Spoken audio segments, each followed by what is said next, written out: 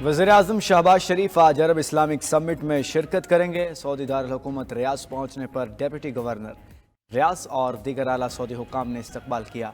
पाकिस्तानी सफ़ीर अहमद फ़ारूक भी एयरपोर्ट पहुँचे। कॉन्फ्रेंस में अरब और मुस्लिम ममालिक के सरबराहान शरीक होंगे। मशरक़ वस्ता की सूरत हाल पर गौर किया जाएगा।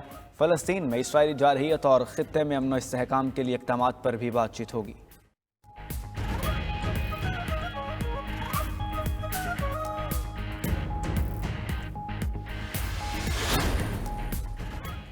पंजाब के मैदानी इलाके बदतरीन स्मोक की लपेट में। मुल्तान आलूदा तरीन शहरों की फहरिस्त में पहले नंबर पर, लाहौर का दूसरा, पेशावर का तीसरा नंबर। हद निगाह कम होने पर मोटरवेज को मुख्तलिफ मकामात से बंद कर दिया गया।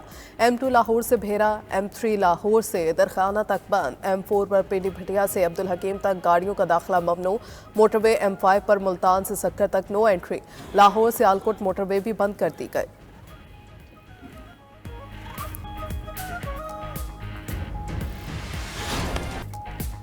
भारत ना आया तो पाकिस्तान कभी भारत से नहीं खेलेगा। ICC की जानिब से लड़ाई पर मबनी भारतीय मौक़िफ़ से आगाह किए जाने पर पाकिस्तान ने मुख्तलिफ इक़दामात पर संजीदगी से गौर शुरू कर दिया।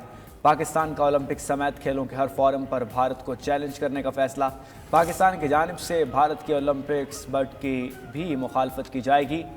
भारत 2036 में ओलंपिक्स की मेज़बानी का ख्वाहिशमंद। पाकिस्तान ने खेलों में भारतीय रवैये पर IOC को ख़त लिखने का भी फैसला कर लिया। पाकिस्तान ने हमेशा टीमें भारत भेजी, लेकिन भारत खेल में सियासत को शामिल करता रहा। पाकिस्तान चैंपियंस ट्रॉफी पर पीछे नहीं हटेगा। भारत नहीं आएगा तो ख़तरनाक हद तक जाएंगे। हुकूमती ज़राए का दावा, बेहतरीन स्टेडियम है, सिक्योरिटी अच्छी है, भारत के पास कोई जवाज़ नहीं। भारत के ना आने से रेवेन्यू का नुकसान होगा। पाकिस्तान ना गया तो भारत भी नुकसान उठाएगा।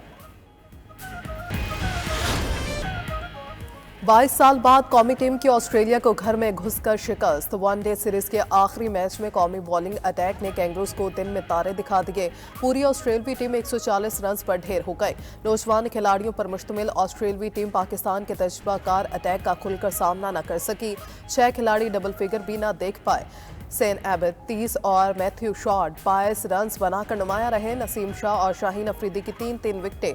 हारिस रऊफ ने 2 और मोहम्मद हसनैन ने 1 खिलाड़ी को पवेलियन की राह दिखाई।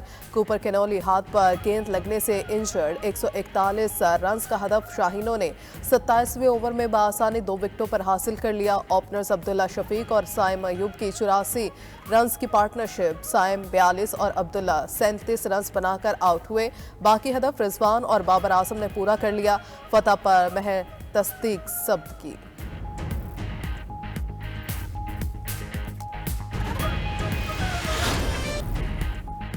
ऑस्ट्रेलिया के खिलाफ तारीखी फतह पर साबिक कौमी क्रिकेटर्स की मुबारकबादों का तांता बन गया। साबिक कप्तान शाहिद अफरीदी भी खुशी से निहाल। साबिक क्रिकेटर और कोच वकार यूनुस भी दाद दिए बगैर न रह सके। वसीम अकरम बोले, फतह से नए कप्तान रिजवान, क्रिकेट बोर्ड और शायकीन को एतमाद मिलेगा।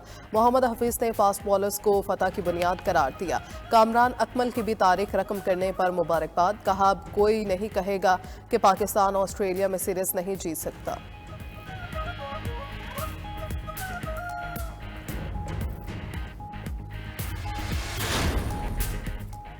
इसराइल मशरिक़ वस्ता का अमन तबाह और गजा में इंसानियत के खिलाफ जंग जारी रखे हुए है। नायब वज़ीर आज़म इसहाक डार का सऊदी दारुल हुकूमत रियाज में इस्लामी ताउन तंजीम और अरब लीग के मुश्तरका इजलास से खिताब। कहा, पाकिस्तान गजा में इसराइली बर्बरियत की मजम्मत करता है। फ़लस्तीनी आवाम के खिलाफ मुजालिम को फौरी रोका जाए। गजा में गैर मशरूत जंग बंदी और OIC में ठोस इक़दाम करने पर भी जोर दिया।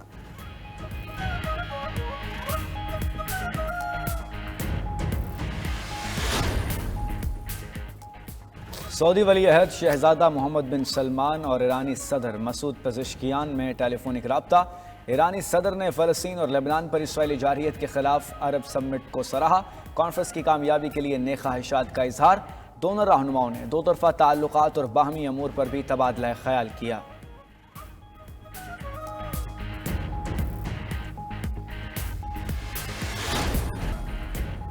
सिंध के दाखिली और खारजी रास्तों पर पहरा कड़ा कर दिया गया। सिक्योरिटी इदारों की ज्वाइंट चेक पोस्टें कायम। IG सिंध गुलाम नबी मेमन का नॉर्दर्न बाईपास पर पुलिस समेत दीगर कानून नाफिज करने वाले इदारों की मुश्तरका चेक पोस्टों का दौरा। SSP केमाड़ी की सूरत हाल पर ब्रीफिंग। तलाश ऐप डिवाइस के जरिए मशकूक और मुश्तबा अफराद की बायोमेट्रिक तस्दीक की जा रही है।